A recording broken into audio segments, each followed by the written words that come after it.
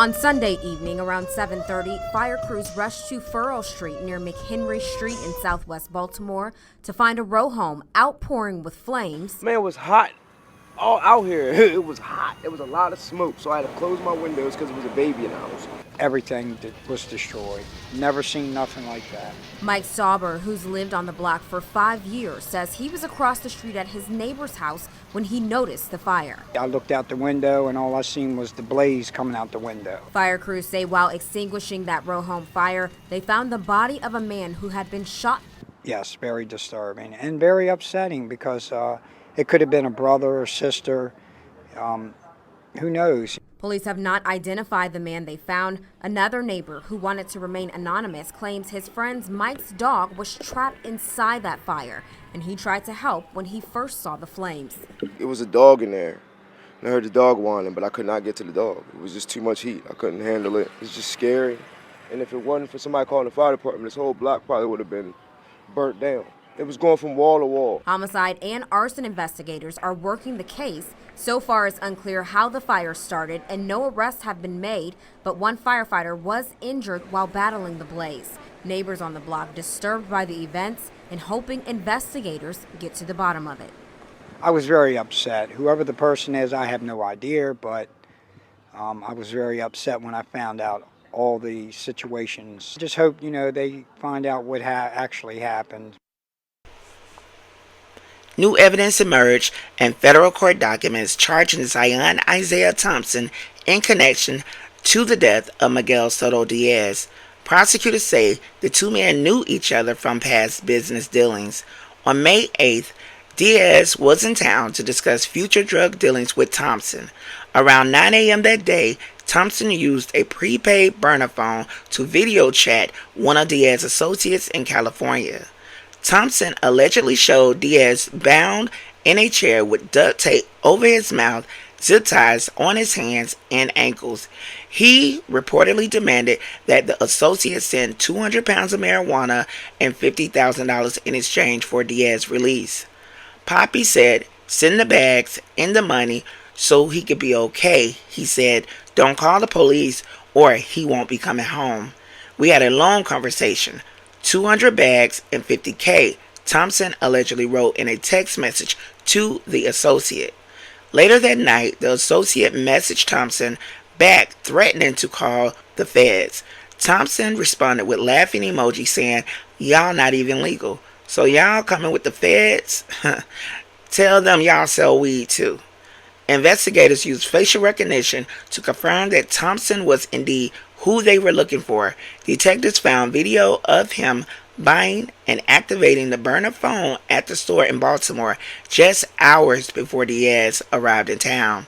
Diaz's charged body was discovered the next day when crews were called to put out a vacant house fire at 325 Furrow Street.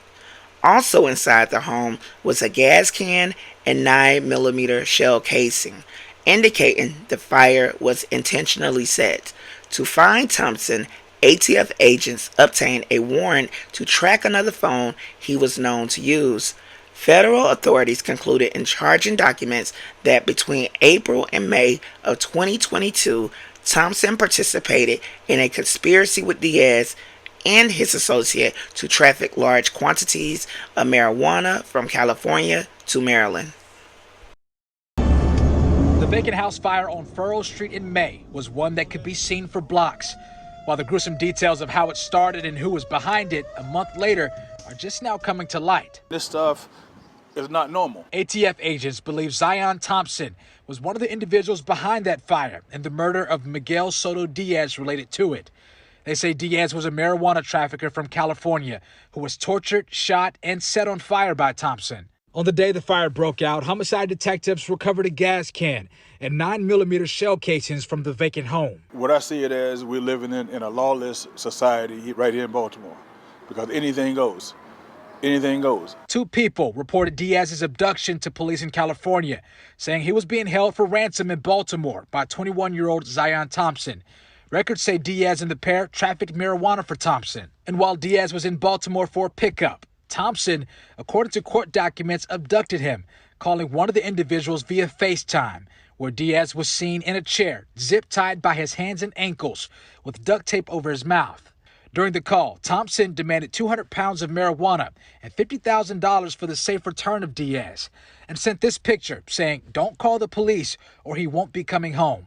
And Diaz would never return home. This is not the way. The killing and the robbery and the murders, all that just have to stop. Because what is it doing? It's doing nothing. It's just making things worse and worse and worse and worse. You got all these abandoned houses. If you look around the street, there's probably 1 or 2 houses on this whole block that's livable. And neighbors tell us vacant homes on this street aren't too hard to get into. As a matter of fact, we ran into this one. That was too easy. I used to live down here, but all this wasn't here. All this violence and stuff wasn't going on when I was coming up. It's like nobody cares anymore because they don't see any hope. And when you lose hope, you've lost everything. Hello, you guys. Thank you for tuning in to Karen Classified. I hope you guys comment, like, and subscribe to the channel. I also hope you leave your comments down in the section below. Here we have a guy by the name of Ziyon Thompson. And when I was reviewing the information, they call him Ziyon Takeoff Thompson, meaning that he was zero tolerance. And unfortunately for Diaz, because he had their business with him in the past, he felt comfortable meeting up with him. And I hate to say this, but if you're dealing with illegal activities, I don't know if there's ever a time where you could get completely comfortable. I don't know. I don't deal with any illegal stuff, but that would be my sentiments, is that you can never become comfortable because you don't know if you might be a target yourself. So he had already talked with Ziyon and planned to meet up with him so they can make plans to move more work in Maryland and to transport it from California to Maryland. And in my opinion, they probably was discussing what type of weight, what type of product, and how much, the quantities. And Ziyon probably thought of this as a quick, get quick rich scheme. And probably thought, well, the numbers they're running and what they want me to give and what they want me to pay, if I just go ahead and hit a lick, I can make the money that I want to make. I don't owe anyone anything. And he was comfortable with the fact of knowing that they were illegal immigrants. That's what I believe he was standing on business about. Like, you guys are illegal. So because you're illegal, once I hit a lick and I rob you, you're not going to contact the authorities. And they definitely did. They contacted the authorities. They're working with the authorities now as far as giving information to bring justice to Miguel. And I'm not saying not to, because no matter what you deal in, I just think everybody their families deserve justice. But I also, because I think it's a double-edged sword, feel like when you're dealing with or in illegal activities, that there is a risk that comes along with that. And at some point, you have to come to the realization that, hey, if I do this, these are the possible outcomes of me dabbling into illegal activities. I don't know. This case definitely, to me, reminded me of some movie type stuff. Like, I'm going to hold you ransom. Y'all need to get me to work. Y'all need to give me that money. And if you don't, he ain't going to make it.